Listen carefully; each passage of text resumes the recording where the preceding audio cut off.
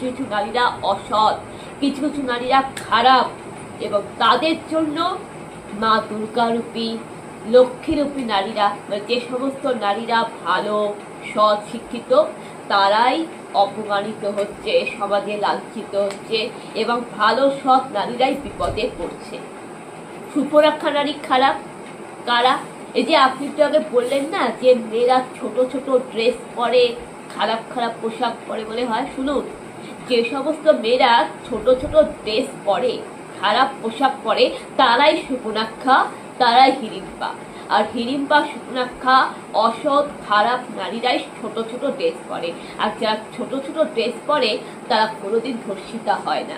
কিন্তু যারা শাড়ি পরে, যারা নিজেদের শরীরটাকে আবরণে ঢেকে রাখে, যাদের মধ্যে লজ্জা শরম আছে, সম্মান আছে, যে সমস্ত নারীরা ভালো সৎ শিক্ষিত, যে সমস্ত নারীরা নিজেদের মাথা থেকে পা অবধি শরীরটা ঢেকে রাখে, যে সমস্ত নারীরা নিজেদের আবরণ কোনোদিন অনাবৃত করেনি, যে সমস্ত নারীরা নিজেদের লজ্জাকে ঢেকে রাখে এবং শাড়ি পরে, শাড়ি হচ্ছে পবিত্র, যে সমস্ত নারীরা চুড়িদার, লেগিংস, কুর্তি, কুর্তা সেট, চুড়িদার, মানে ভালো ভদ্র সভ্য, মানে পোশাক আশাক, জামা কাপড়, আপনি যেই জামা কাপড় পরুক না কেন, শাড়িটাও কিন্তু আপনি চাইলে আপনি সভ্যভাবে নম্রভাবে পরতে পারেন। কিন্তু সমাজে কিছু কিছু তারকা রাক্ষসীরা রয়েছে যারা শাড়িটাকেও পর্যন্ত বিচ্ছিরিভাবে পরে, যারা শাড়িটাকেও পর্যন্ত বিচ্ছিরিভাবে পরে। তো যে সমস্ত মানুষরা বিচ্ছিরিভাবে বাজেভাবে ড্রেস পরে তারা কিন্তু সমাজে মানে নারী নির্যাতনের শিকার হয় না, এবং তারা তো নিজেদেরকে ওইভাবে বিক্রি করে দিচ্ছে, এবার সেই সমস্ত নারীরা তো নিজের ইচ্ছায় নিজেদের লজ্জা শরম সম্মান বিক্রি করে দিচ্ছে। তারা কোনোদিনও সমাজে ধর্ষিতা হয়নি, অপমানিত হয়নি। কিন্তু যে সমস্ত নারীরা সৎ, যে সমস্ত নারীরা আদর্শ, যে সমস্ত নারীদের মধ্যে দেবী দুর্গা বাস করে, যে সমস্ত নারীরা দেবী দুর্গা রূপ, কেননা সব নারী কিন্তু খারাপ হয় না, সব নারী কিন্তু অসৎ হয় না, কিছু কিছু নারীরা কিন্তু ভালো হয়, সৎ হয়, কিছু কিছু নারীরা শিক্ষিত হয়, কিছু কিছু নারীরা সভ্য হয়।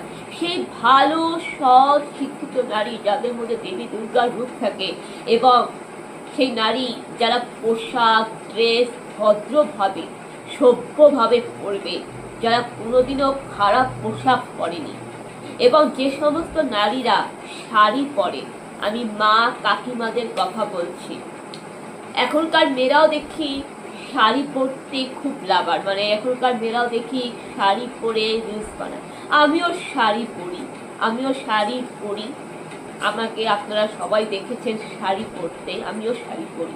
তো যে সমস্ত মেয়েরা শাড়ি পরে এবং পোশাক আশাক ভদ্রভাবে সভ্যভাবে পরে, যে সমস্ত মেয়েদের মধ্যে ভদ্রতা রয়েছে, সভ্যতা রয়েছে, যে সমস্ত মেয়েদের মধ্যে লজ্জা বিষয়টা রয়েছে, যেখানে মা দুর্গার রূপ হচ্ছে ইয়া দেবী সর্বভূতেষু লজ্জা রূপেণ সংস্কৃতা, মা দুর্গার কিন্তু রূপ রয়েছে ইয়া দেবী সর্বভূতেষু লজ্জা রূপেণ সংস্কৃতা।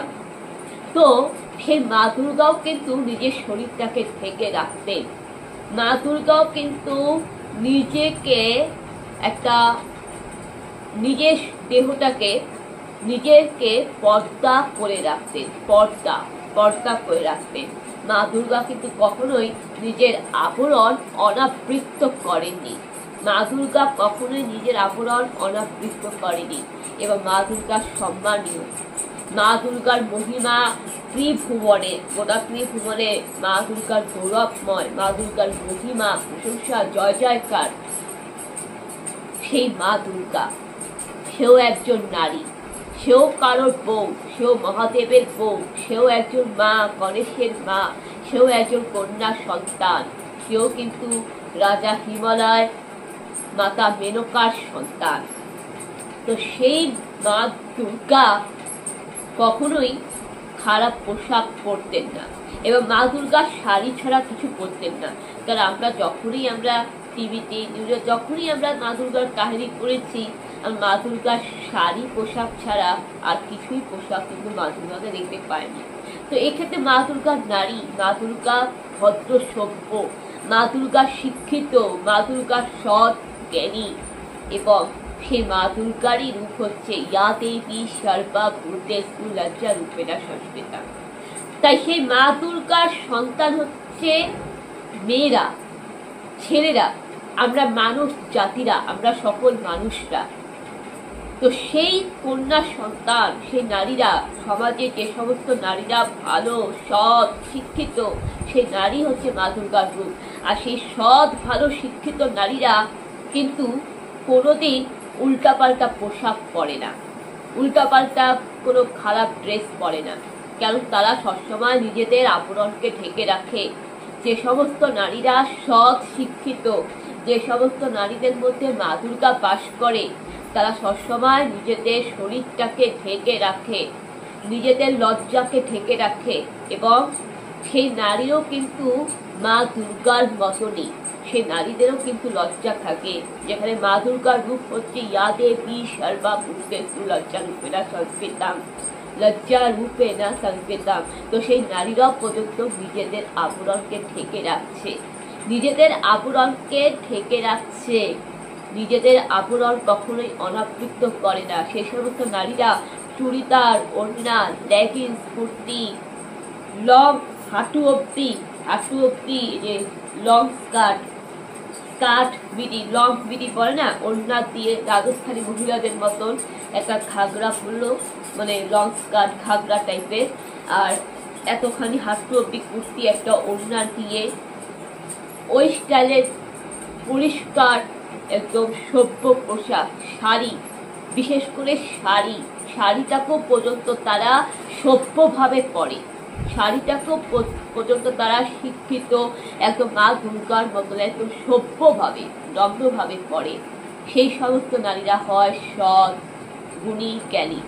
কিন্তু দুর্ভাগ্যের বিষয়, সেই সমস্ত নারীদের ওপর অন্যায় অত্যাচার করা হয়। মানে সমাজে যে সমস্ত নারীরা আজ অব্দি কোনোদিনও খারাপ পোশাক পরেনি, সমাজে যে সমস্ত নারীরা আজ অব্দি কোনো বাজে ড্রেস পরেনি, যে সমস্ত নারীরা শাড়ি পরে, শাড়ি পরা নারীরাও কিন্তু রেপ হয়, মায়েদের রেপ করা হচ্ছে, ঠাকুমা দিদিমাও পর্যন্ত রেপ হয়। ঠাকুমা দিদিমা কি খারাপ পোশাক পরে? ঠাকুমা দিদিমা তো শাড়ি ছাড়া কিছু পরে না। মায়েরা কি আজ অব্দি কোনোদিন জিন্স টপ পরেছে? মায়েরা তো শাড়ি ছাড়া কিছুই পরেনি। সেই শাড়ি পরা মায়েদেরকে রেপ করা হচ্ছে, অর্থাৎ মা দুর্গা ধর্ষিতা হচ্ছে। একটা 2 বছরের বাচ্চা শিশু, 2 বছর না 1 বছরের বাচ্চা শিশুকে রেপ করা হচ্ছে, বাচ্চা শিশু। দেখুন, আমরা যখন পৃথিবীতে জন্মেছি, আমরা সবাই ল্যাংটো হয়ে, আমাদের দেহে কোনো জামা কাপড় ছিল না, এইভাবেই মাতৃগর্ভ থেকে ভূমিষ্ঠ হয়েছি। এটা একদম বাস্তব সত্য। প্রত্যেকটা বাচ্চা যখন জন্মায়, প্রত্যেকটা শিশু যখন জন্মায়, ল্যাংটো হয়েই জন্মায়, তার দেহে কিন্তু কোনো কাপড় থাকে না।